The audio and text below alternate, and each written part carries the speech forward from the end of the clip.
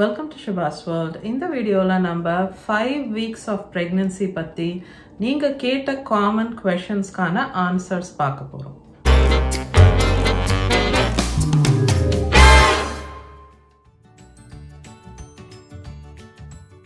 வீடியோட டீடைல்ஸ்க்கு போறதுக்கு முன்னாடி shout out time.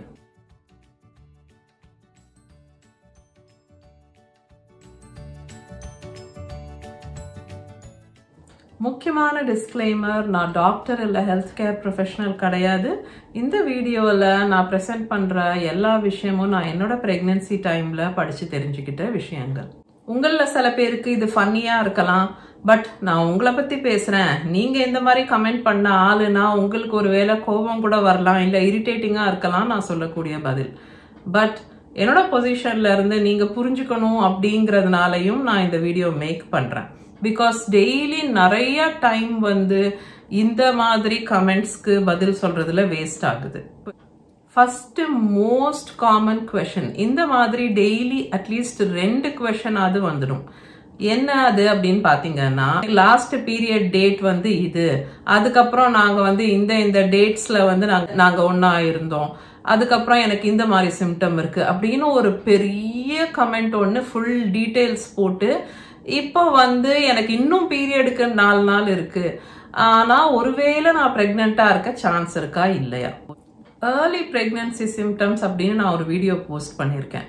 அதுல வந்து உங்களோட பீரியட் மிஸ் ஆகுறதுக்கு முன்னாடியே கூட உங்களுக்கு சில சிம்டம்ஸ் தெரியறதுக்கு வாய்ப்பு இருக்கு அப்படிங்கிறது தான் அந்த வீடியோவோட பாயிண்ட். அவங்க போன மாசம் ஃபுல்லா நடந்த கதையை எழுதி ஒருவேளை வாய்ப்பு இருக்கா அப்படின்னு கேட்கும்போது, இந்த மாதிரி ஒரு குவெஸ்சனுக்கு நீங்க என்ன பதில் சொல்லணும்னு நினைக்கிறீங்க? இல்ல எனக்கு ஃபியூச்சர் ப்ரெடிக்ட் பண்ற ஒரு சக்தி இருக்கா? அந்த மாதிரிலாம் எதுவுமே கிடையாது. அதனால நான் சொன்ன மாதிரி யார்கிட்டையும் போய் இந்த மாதிரி கேள்வி எல்லாம் கேட்காதீங்க. ஸோ அதுக்கு பதிலாக என்ன பண்ணலாம் நீங்க அப்படின்னா, நீங்க வந்து ஏர்லி பிரெக்னன்சி சிம்டம்ஸ் பத்தி தெரிஞ்சுக்கோங்க. என்னோட ஏர்லி பிரெக்னன்சி சிம்டம்ஸ் வீடியோ பாருங்க. அண்ட் பீரியட் மிஸ் ஆன அப்புறம் ஹோம் பிரெக்னன்சி டெஸ்ட் பண்ணி பாருங்க. அப்போ மட்டும்தான் உங்களுக்கு தெரியும் நீங்க பிரெக்னெண்டா இருக்கீங்களா இல்லையான்னு. வாய்ப்பு இருக்கானா வாய்ப்பு காலம் பூரா இருக்கலாம். கொஸ்டின் நம்பர் 2, டெய்லி வந்து நோ சிம்டம்ஸ் இன் பிரெக்னன்சி அப்படின்ற வீடியோக்கு கீழேயே வந்து இந்த மாதிரி காமெண்ட்ஸ் வரும். நோ சிம்டம்ஸ் இன் பிரெக்னன்சி வீடியோவோட பாயிண்டே என்னன்னா, நோ சிம்டம்ஸ்ங்கிறது வந்து டோட்டலி நார்மல். எனக்கும் அப்படிதான் இருந்துச்சு. இப்படிதான் அந்த வீடியோவே ஆரம்பிக்கும். எல்லாருக்கும் சிம்டம்ஸ் இருக்காது, சில பேருக்கு இருக்கும், சில பேருக்கு இருக்காது. அதுக்கு வந்து ஃபுல்லா ஒரு வீடியோவே போஸ்ட் பண்ணியிருக்கேன். சிம்டம்ஸ் இல்லாதது ஒரு பிரச்சனை இல்லை, அதுவும் totally normal and healthy pregnancy தான் அப்படின்னு சொல்லிட்டு. பட் அந்த வீடியோக்கு கீழே வந்து எனக்கு சிம்டம்ஸே இல்லை, எனக்கு ரொம்ப பயமா இருக்கு, பிரெக்னன்சி ஹெல்த்தியா இருக்குமா இல்லையா, எனக்கு அபார்ஷன் ஆயிடுச்சா, நான் பிரெக்னெண்டா இருக்கேனா இல்லையா, எனக்கு என்ன பண்றதுன்னே தெரியல, உடனே எனக்கு ரிப்ளை பண்ணுங்க அப்படின்னு சொல்லி கேட்பாங்க.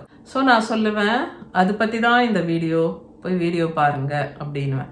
ஸோ ஒருவேளை வீடியோ பார்க்காமலே இந்த மாதிரி வீடியோவை கண்டுபிடிச்சிட்டு உடனே வந்து இவங்க வந்து எல்லாருக்கும் ரெஸ்பாண்ட் பண்றாங்கன்னு கொஸ்டின் எழுதிடுவாங்களா எனக்கு தெரியல. நீங்களாம் தான் சொல்லணும். கொஞ்சம் எனக்கு கமெண்ட் செக்ஷன்ல சொல்லுங்க, எதை பத்தி வீடியோ போட்டிருக்கேனோ, எது நார்மல்னு சொல்லி பயப்பட வேண்டாம்னு எக்ஸ்பிளைன் பண்ணி ஒரு 10-15 நிமிஷத்துக்கு ஒரு வீடியோ பண்ணியிருக்கேனோ, அதுக்கு கீழே வந்து இந்த மாதிரி எனக்கு வந்து சிம்டம்ஸ் இல்லை, என்ன ஆக போகுது, எனக்கு உடனே பதில் சொல்லுங்கன்னா எனக்கு புரியல என்ன பதில் வேணும் அவங்களுக்கு அப்படின்ட்டு.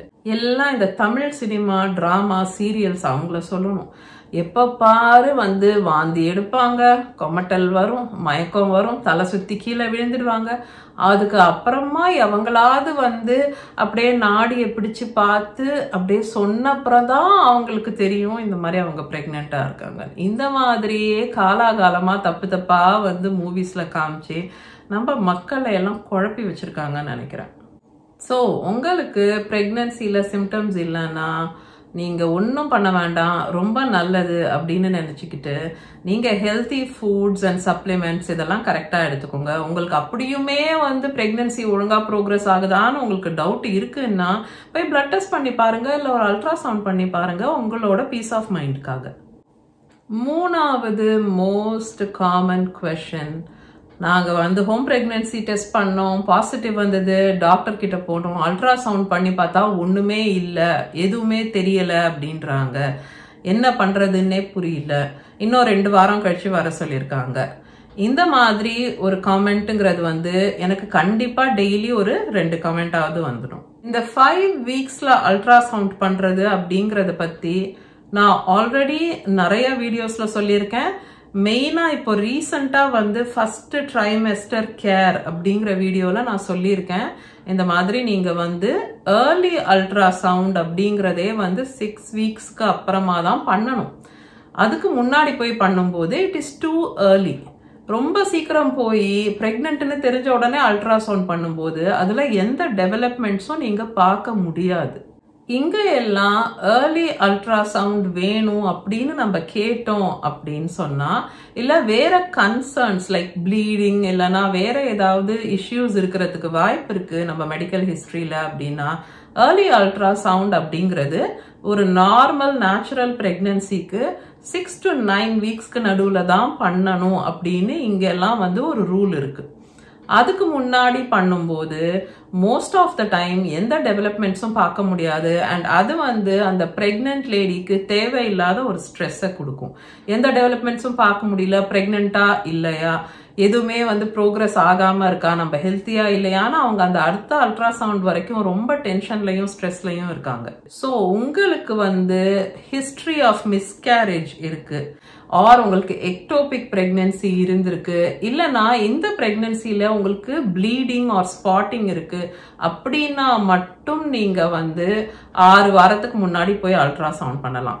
இல்லைன்னா என்ன கேட்டா 7 to 8 வீக்ஸ் வந்து ஐடியல் ஃபார் அல்ட்ராசவுண்ட் அப்படின்னு சொல்லுவேன். ஸோ 5 வீக்ஸ் அல்ட்ராசவுண்ட்ல உங்களுக்கு என்ன பார்க்கறதுக்கு கிடைக்கும்? எந்த டெவலப்மெண்ட்டுமே பார்க்க முடியாம போலாம்.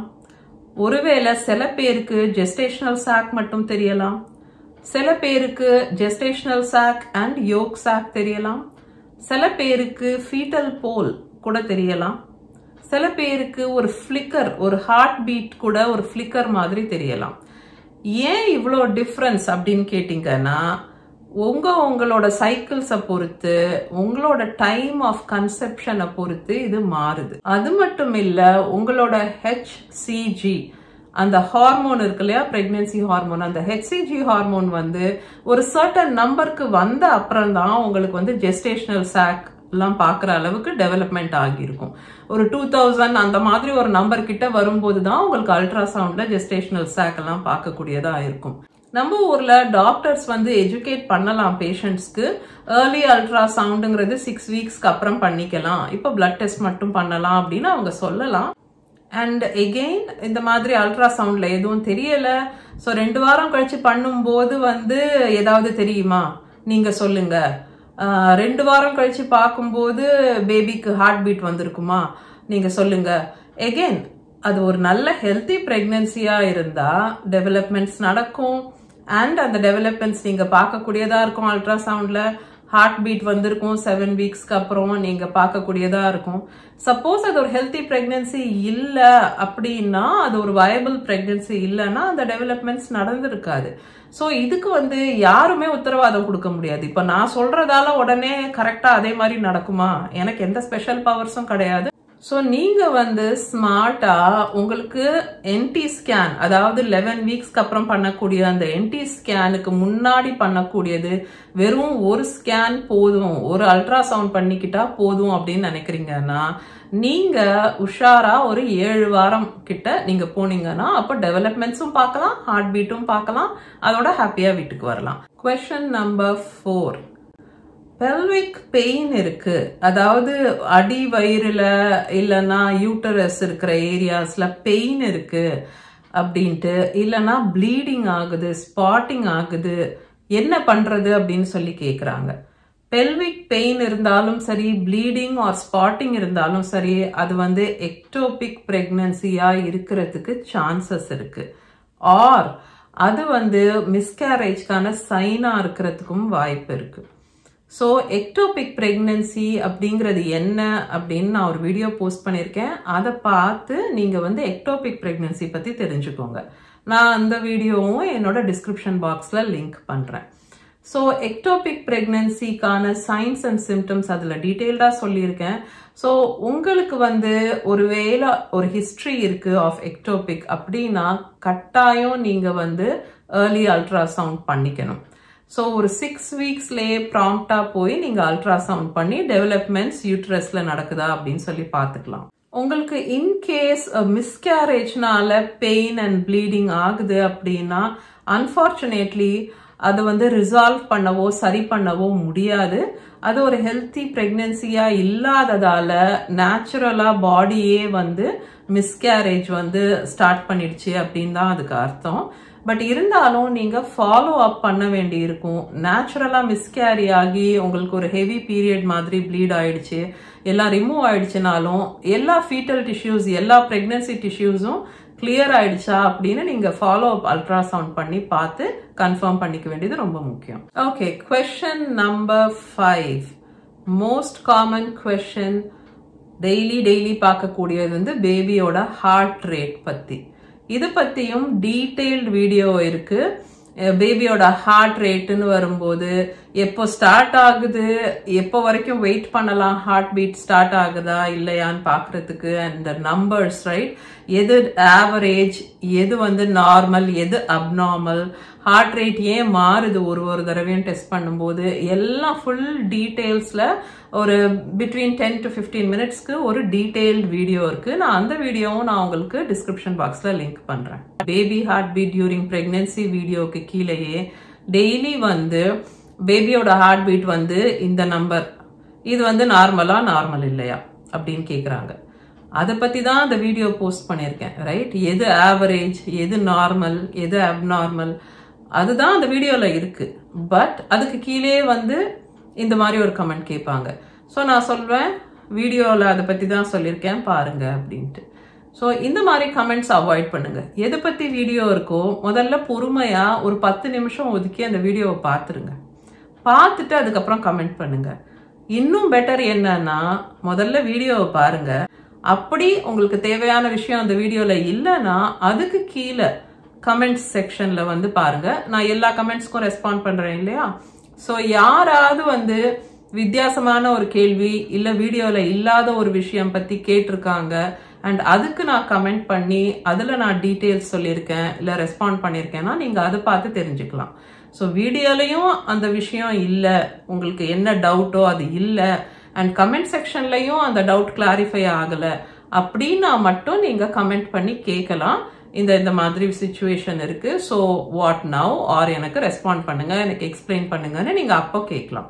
பட் அதை விட்டுட்டு ஹார்ட் பீட் பத்தின வீடியோவையே பார்க்காம இந்த ஹார்ட் பீட் நார்மலா இல்லையா ப்ளீஸ் சொல்லுங்கன்னு கேட்காதீங்க. வீடியோவை பாருங்க, அதுதான் நான் எழுத போறேன். ஓகே, ஸோ இதுதான் என்னோட மைண்டுக்கு இப்போதைக்கு 5 மோஸ்ட் காமன் டெய்லி நான் பதில் எழுதிட்டு இருக்கக்கூடிய மோஸ்ட் காமன் கொஸ்டின்ஸ். ஆனா எப்போ பதில் எழுதுறது ஃபேர் அப்படின்னு நான் நினைக்கிறேன்னா உங்களுக்கு உண்மையிலேயே ஜென்யூனான ஒரு கொஸ்டின் இருக்கு அண்ட் அந்த கொஸ்டினுக்கான பதில் என்னோட வீடியோல இல்ல கிளியரா இல்லைன்னா வீடியோல இல்லாத ஒரு விஷயம் பத்தி உங்களுக்கு ஒரு கேள்வி இருக்கு இல்ல ஒரு கிளாரிபிகேஷன் தேவை அப்படின்னா நீங்க கமெண்ட் பண்றதுல ஒரு நியாயம் இருக்கு. பட் அது இல்லாம வீடியோவை கண்டுபிடிச்ச உடனேயே வீடியோக்கு கீழே கமெண்ட் எழுதாதீங்க. முதல்ல வீடியோவை பாருங்க, உங்க கமெண்ட் கிளாரிஃபை ஆகுதா பாருங்க, இல்லைன்னா கமெண்ட் செக்ஷன்ல யாராவது கேட்டிருக்காங்களா உங்க மைண்ட்ல இருக்க கொஸ்டின் அப்படின்னு பாருங்க. இது ரெண்டுமே இல்லைன்னா மட்டும் நீங்க கமெண்ட் பண்ணுங்க, அப்பதான் அது ஃபேர். ஓகே, ஸோ இந்த வீடியோக்கு அவ்வளோதான். நான் உங்க எல்லாரும் இன்னொரு வீடியோல மீட் பண்றேன். Until then, take care.